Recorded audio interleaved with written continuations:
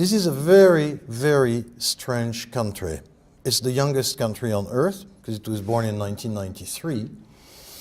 And it's a piece of Ethiopia that decided to go its own way and become a country for all kinds of historical complicated reasons during the question and answer period maybe, but that would be too long to try to explain.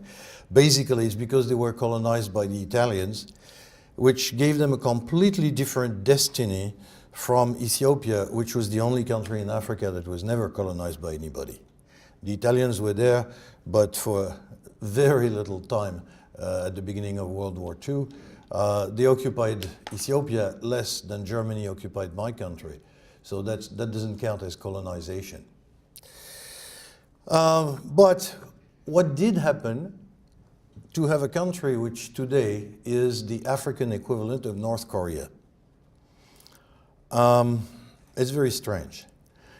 And it has to do with the extraordinarily long struggle for independence that was fought between 1961 and 1991. 30 years of war by people who had an extraordinary resolve. Because first, the Americans helped the Ethiopians, then there was the Ethiopian Revolution, and then the Soviets helped the Ethiopians. So this guerrilla group managed to hold off an American-backed army and later a Soviet-backed army. And this is quite a record, quite a record.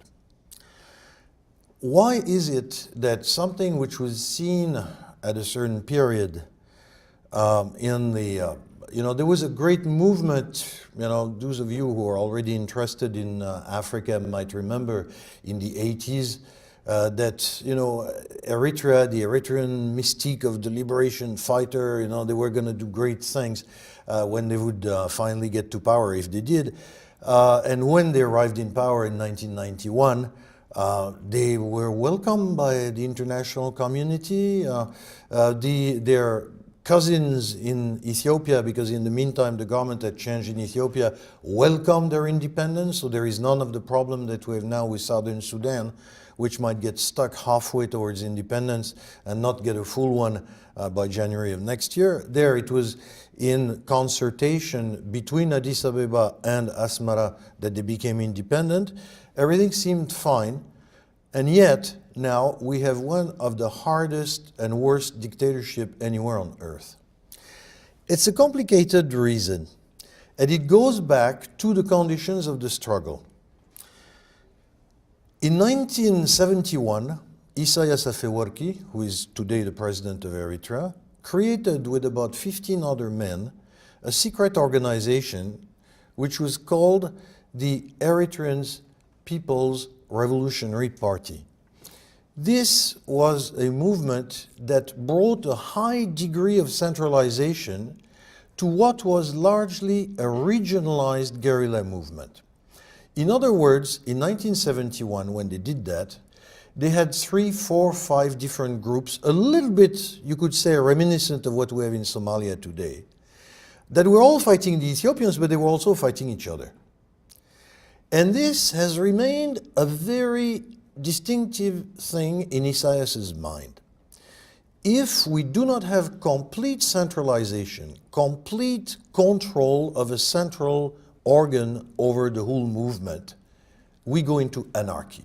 His obsession is tribal breakdown. And, it's not totally unreasonable when you see a lot of things that have happened in Africa, but he has carried that to an incredible extent to the notion that there should be no autonomy, that the party, the movement, should be in total control of every aspect of what they're doing. And this organization actually was a strange thing because it was inside the EPLF, the Eritrean People's Liberation Front. So you can imagine that as a kind of Russian doll system. You have the outward, which was the one, they had a delegation here in Washington, they had one in London, they had one in Paris, they had one in Rome, they were an international movement, they gathered funds, they had rallies, and all the Eritrean exiles everywhere in the world once a year would have a festival. It was taking place here in Virginia, actually. during those years. And you had a big one in Holland, you had a big one in Rome. And it looked very democratic and open and cheerful and friendly. And then inside you had that little grain that was controlling everything. And people didn't know it till the third Congress of the EPLF in 1994, where Isaias himself said, "This is the real story. This is what happened." And actually it's quite striking for people, including people who were friends of the EPLF, to realize that during that whole 21-year period, 30-year period actually, this was controlled by a group of 15 people, and you will see that their fate is very interesting because all of them are now either dead or in jail. And Isaias is the only one that is left, and he's the president. And there is an interesting quote that I wanted to give. In 1996, that is 3 years after the referendum of independence, Isaias said in an interview, "We do not want to create another Rwanda, Yugoslavia, Somalia, or Liberia. There will never be in our country any political party based on clan, religion, or tribe." And that is the rationale behind the deadly machine that we now see in power in Eritrea. With the best of intentions, but that is the result. When the country became independent, at first there was this consensual thing with the former colonial, quote-unquote, master of Ethiopia, and the fact that there was harmony, there was collaboration between Addis Ababa and their former enemy, those rebels who now became a state, which was very strange. I mean, this was a period during which I went several times to Asmara, and it was very striking to see the people who had been fighting each other, seeming to be in very good, there seemed to be no bitterness. And in 1998, the war broke out again. Why? Because Isaias, from his point of view of centralization, realized that the tool he had in hand, that is that small country of 4.5 million people, because that's all what they are, 4.5 million people, was in great danger of economic, how would I say, miscarriage.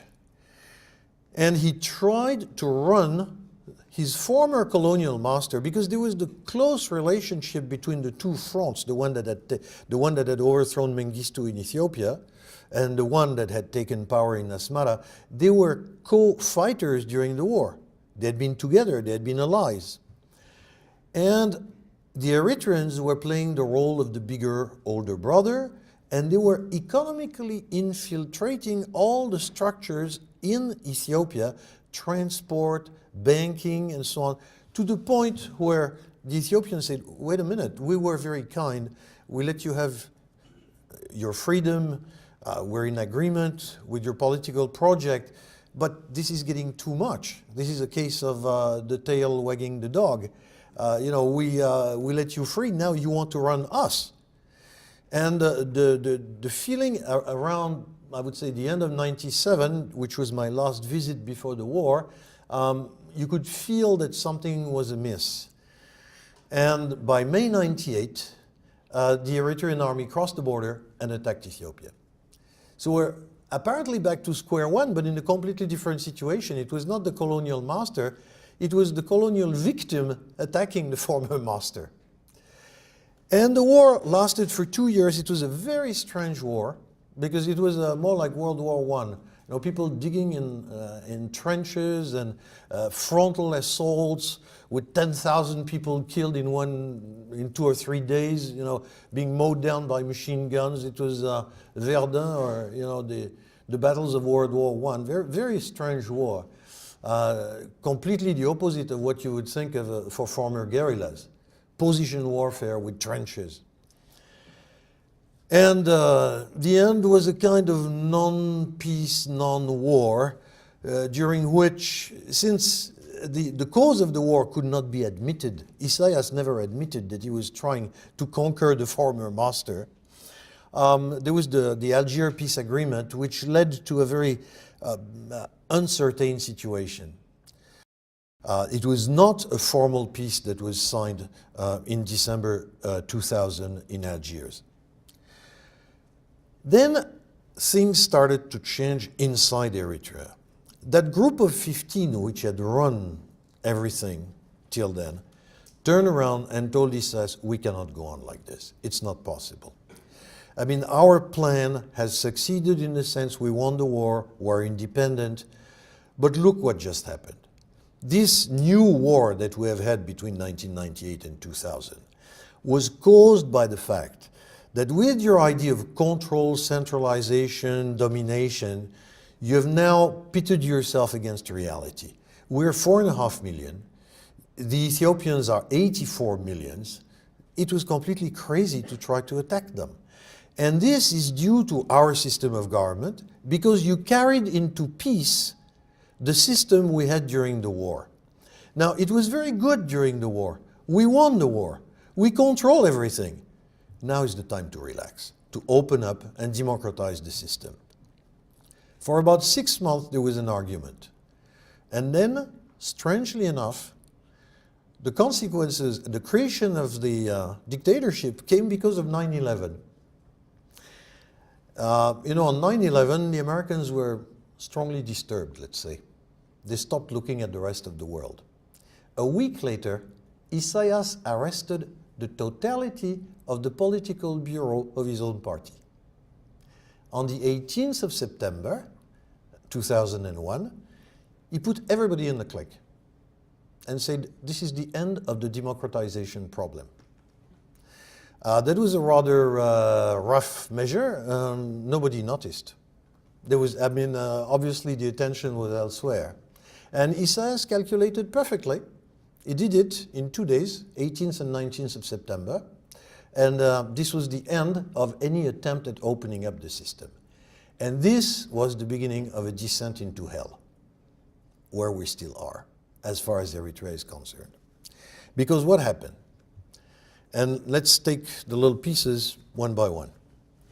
You had something which Isaias thought was the key to a proper control of the front, which was called the National Service.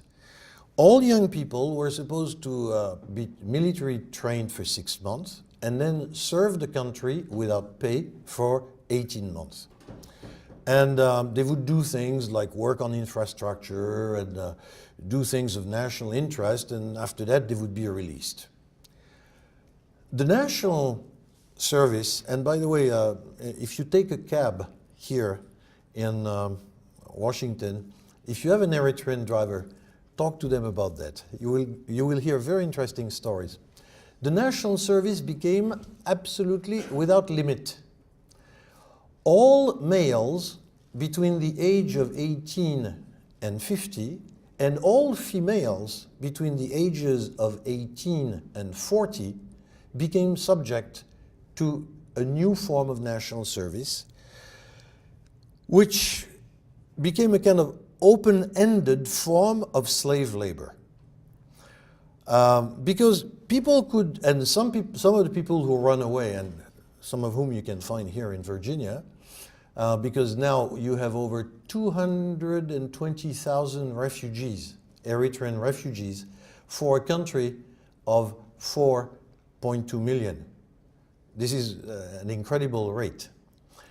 The people who ran away were people who were in this open-ended form of national slavery. You know, actually this is what people call it, not national service, but national slavery. You could be 3, 4, 5 years. Some people who are still in it today have been in it since 2000, for the past 10 years. People work without pay. And they work without pay for the state. Compared to that, Russian communism was an open and democratic system. People live in military camps, and they work at projects supposedly of national interest. There was a journalist about 2 years ago who asked Isaias, you know, the national service has gotten totally out of control. It's being, going way beyond its initial purpose. And I love the sentence that Isaias used to describe it. He said, this is not slavery. This is very shocking what you're saying. And he said, this is mobilizing people in a low-wage environment. I mean, I love the sentence. You know, a lot of the people who have been mobilized in this low-wage environment are trying to run away. And you know, when you see, for example, the people who get drowned when they are crossing the Mediterranean, crossing from Tunisia to Italy, you know, and you see many, many of them. Usually, if you look at the proportion, you know, you have Kurds, you have Somalis and so on, but usually 40 to 50% of them are Eritreans. People who have managed to make all their way all the way to Tunisia and who are trying to get into Europe. And for a country which, you know, the African continent has over 500 million people, these guys are 4.5 million. And they make up half of the refugees who are trying to get into Europe. When I'm talking about hell on earth, I'm not exaggerating. And the notion also that they would be working for projects of national interest is getting weaker and weaker.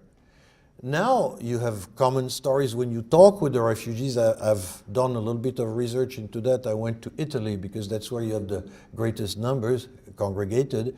You will hear young men telling you, I had to work on an officer's farm because he was growing flowers that were exported to Holland.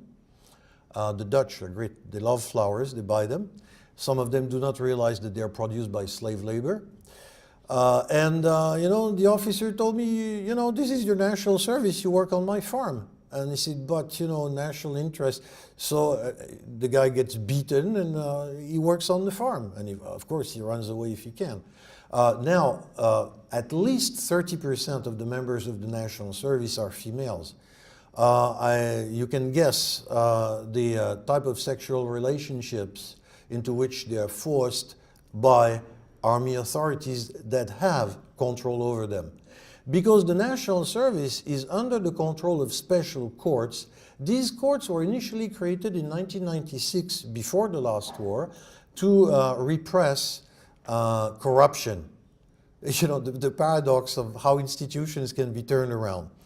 And these courts were staffed by army officers, and they were told, you know, you go after people who are corrupt, forget about legality, forget about what is in the law books. But now these people have control over the national service structure. So it has been giving the control of the national service into the hands of people who do not know anything about law and who have been told that they were free to act as they wanted. So, for example, being a young lady in this particular situation is usually not very comfortable. You see a lot of women among these refugees because their situation is even worse than that of the men. Now, people who try to escape have to think twice, because not only do they run the risk of being arrested, but also if they are caught on the border, they're shot. You know, it's exactly like the thing between the two Germanys. The border guards just shoot anybody on sight. But then if the person manages to flee anyway, that person will see that the family will be pursued. And usually the parents will be arrested and they will be put in jail, and to release themselves they have to pay $3,500, which in Eritrea is an abominable amount. It's I mean, it's something, you know, the average, a good salary in Eritrea is $250 a month. So when you're asked to pay $3,500 for a family because your son ran away, you stay in jail. You just don't have the money. And this connects also with the fact that those who manage to get out still have to pay. And if you talk to Eritreans who are here, all of them are required to pay 2% of their income to the Eritrean state, even when they live here in the United States, even if they are US citizens. How so? If they do not pay, they cannot get, for example, they carry a US passport, they cannot go back to Eritrea. They will not be given a visa. if they still carry an Eritrean passport, this passport will not be renewed. They cannot go into the country. And on top of that, their families will lose their means of subsistence if they do not pay. And I'm not talking about people who are draftees who have managed to escape. I'm talking about ordinary, normal immigrants. For example, young people who manage to get a scholarship abroad and who do not return at the end of their scholarship. If they choose to stay in Europe or in the United States and they do not pay, I was talking recently with people who say, well, my mother has a restaurant, a small restaurant in Asmara. If I do not pay, her license will be withdrawn. She'll starve. So they have the capacity to push the buttons to get money out of the population that is outside, whether or not they want to go back in for a visit, or whether they simply want to avoid their relatives being punished in extremely difficult circumstances. The control is absolutely total. Since this arrest of all the leaders of what is called in Eritrea the G15, the 15 people who are at the core of the political system, there is no free press at all. All the journalists, there was a free press up to 2001. The journalists were all arrested together with the people of the G15, all the 15 leaders who were put in jail. By the way, out of these 15, 6 are already dead. You know, they'll just keep them in jail till they eventually die. Eventually all of them will die. And there are no journalists, and there is absolutely no form of free press whatsoever. So you end up with only a government-run newspaper, which is the exact equivalent of the Pravda of 1952, where all the news are things like today we inaugurated a new milk cooperative, or we built 5 kilometers of roads in that particular place, or the Fruit and Vegetable Association has known great development. Reading that press can put you to sleep in 3 minutes. It's an absolutely amazing thing. It's like a kind of time machine. You're back in China or the Soviet Union of the 1950s. And now, what is done with that wonderful tool that is completely in the hands of Mr. Isaias Afewerki? Rather strange things, because the country economically is basically not very viable. I mean, total amount of exports of Eritrea is $60 million a year. Even for a country of 4 million people, that's not a lot of money. So how do they make money? By selling the one thing they're good at, subversion. It's really a case of a country which has become a heart killer, the whole country. And I'm measuring my words because it seems it's a little bit of an exaggeration.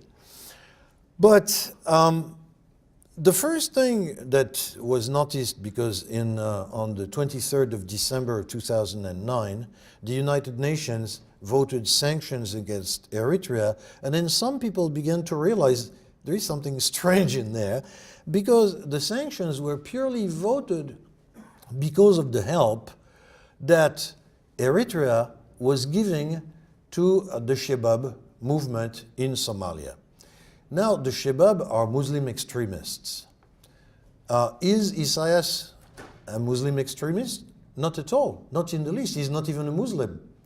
He was brought up in the Lutheran Church by Swedish missionaries. And later he became a Marxist and therefore quite an atheist. So you cannot say that he's supporting a Muslim extremist movement because he's himself in sympathy with them. Not in the least. He couldn't care less. But this is a wonderful source of income. So you have to understand that Al-Qaeda and a number of Muslim dawah, I don't know how I could say that, foundations, are in fact ways of making money. And Isaias, who once again not only is not a Muslim but has no Muslim sympathy, even was the victim of Muslim destabilization coming from the Sudan during the early period of the independence in the early 90s, is now closely working with the most radical branches of the Saudi foundations and with Al-Qaeda through a number of halfway houses, including some in Luxembourg, some in the Virgin Islands, purely for cash.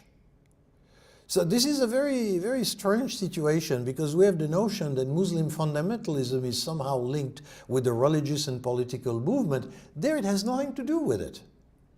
This is cash. But also, there is another thing, the added advantage for the Eritreans. This cash is going to movements in Somalia, and this is particularly annoying for their old Ethiopian enemies. So you're killing two birds with one stone, you're making money, and at the same time you have put a rather unpleasant thing in the back of Mr. Meles Zenawi. But there is much more, and it's really, I remember an old series in US television that was called Have a Gun, Will Travel, and it's literally that. Because one of the strangest episodes of that subversion for cash is the training that Eritrea gave to the Tamil Tigers in 2007 in camps in India. And then, frankly, we're very far from the African, Middle Eastern geopolitical environment, the Tamil Tigers in India. And lo and behold, who paid? Because, you're ready to do subversion for a certain amount of cash. You must find sponsors. And I must say that the sponsor in that case was rather amazing. It was the government of Norway. And I must say that when I first learned that, I couldn't believe it, because the Norwegians have this image of being such democrats, such nice people. If you look at it, there are two socialist parties in Norway. One which is the big social democratic one, like they all have in the Scandinavian countries. And another one which is a little bit of a maverick, which has always been a minority participant in coalition cabinets in Oslo. And that party was involved in negotiations between the government and the Tamil Tigers for a whole number of years. And at some point, a minister of that government decided, let's try something else. And they decided to help the Tamil Tigers militarily by paying the Eritreans. And the Eritreans walked into it. Another thing, Victor Bout, you might have heard about this gentleman who is having a little holiday in Bangkok at present. Victor Bout was one of the great suppliers of these operations for Eritrea. And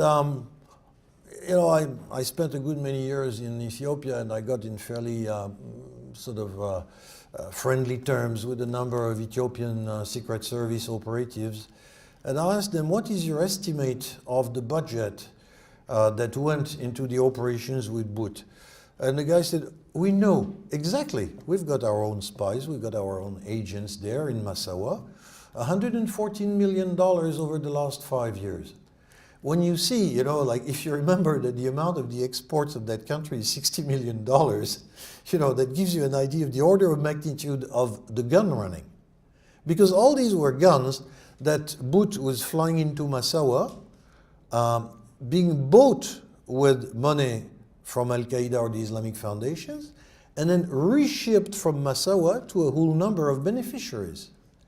So now we have a state, and of course I will not even mention some of the other aspects, like the fact that they were supplying Hamas. When they got hit by the Israeli Air Force in Sudan, because they had these convoys moving from Massawa to Sudan, and then from there they put them on the back of camels. There is one tribe called the Ababda, who are nomads who live on the border between Sudan and Egypt, and they are smugglers. They have been smugglers for the last 500 years, you know, that's their smugglers, that's their life. And so they took these guns to Hamas because that was much easier on camels than with the trucks. Well, the Israelis hit the point where the trucks were being unloaded and the guns were being loaded on the camels. They killed about 150 people on Sudanese territory. The Sudanese were shocked because they didn't really, some of them said they didn't know that this was happening. But, okay, that's another local geopolitical thing. Of course, they support a whole variety of subversive organization in Ethiopia. I would say that is almost normal. And so you see that the December 2009 UN sanctions were based only on their role in Somalia, but in fact, if you see the whole array, they could have been based on a whole number of other things. So now we have an extraordinary situation of a government which is a completely centralized dictatorship, which has reduced a large part of its people into slavery, you know, because the national service, what they call the national wale yikalo in Tigrinya, is a form of slavery, of state slavery. I mean, you get $9 a month when you work on the national service, if you get them, because it's not always paid regularly. And this government now is using as a survival method things that are, to say the least, to be very polite, rather contrary to the practice of international law. And nothing happens. You know, it is there. Of course, what can be done? There is no free press, no political parties, no form of political organization whatsoever to challenge that. So it will end up with an assassin's bullet or with war. But Eritrea is a catastrophe waiting to happen. And in that little corner of Africa, people talk a lot about Somalia, which is anarchy. Oh, Eritrea is definitely not anarchy. It is very orderly. And, you know, you can, when you're in Asmara, you can walk at night. There's no danger that you will be robbed. It's extremely well policed. Thank you very much for everybody for being here.